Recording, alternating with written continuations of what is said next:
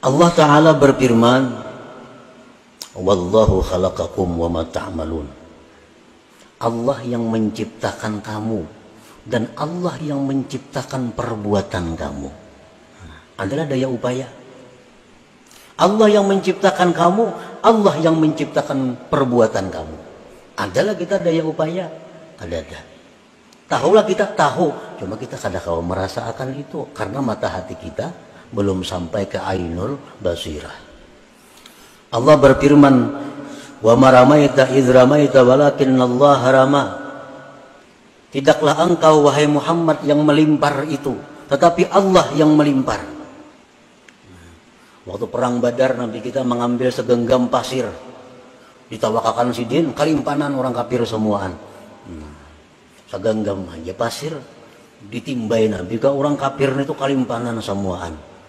Allah menurunkan ayat, wa maramaita idz ramaita. Bukan engkau yang meluntar itu wahai Muhammad, walakinnallah ramah, tetapi Allah yang meluntar itu. Berarti kada ada daya upaya. Rasulullah sallallahu alaihi wasallam bersabda, wa'lam annal ummata law ijtama'at ala ay yanfa'uka bi syai'in lam yanfa'uk illa bi syai'in qad katabahu Allahu lak. Walau ijtama'u ala ay yadurruk bi syai'in lam yadurruk illa bi syai'in qad katabahu Allahu alaik. Ketahuilah, ujar Nabi, jikalau seluruh manusia sepakat untuk memberi engkau manfaat, niscaya mereka tidak mampu memberikan manfaat itu kecuali dengan ketentuan Allah. Jikalau seluruh manusia sepakat untuk memudaratkan, mengganggu engkau, tidak akan bisa mengganggu engkau kecuali sesuai dengan ketetapan Allah. Berarti Allah Ta'ala juga melainkan dari daya upaya. Nah, orang-orang yang punya ainul basirah, mereka melihat itu, mereka tahu itu dan merasa demikian. Wa bidzalik la ya'bahu bihim wa la yasta'nisu bihim. Oleh karena itu orang-orang yang punya ainul basirah tadi tidak peduli dengan makhluk dan tidak merasa jinak dengan makhluk itu. Wala yarju bihim, dan tidak berharap dengan mereka. Orang-orang yang punya ainul basirah itu kada peduli orang. Orang katuju, terima kasih. Kada katuju, kada jadi soal. Kenapa? Inya mengetahui bahwa orang itu kada ada daya upaya juga. Nah, orang itu kada sarik, silahkan. Katujuan aku, silahkan. Kenapa? Ikam itu kada berdaya upaya. Nah, itu orang yang punya ainul basirah. La ya'bahu bihim wa la yasta'nisu bihim.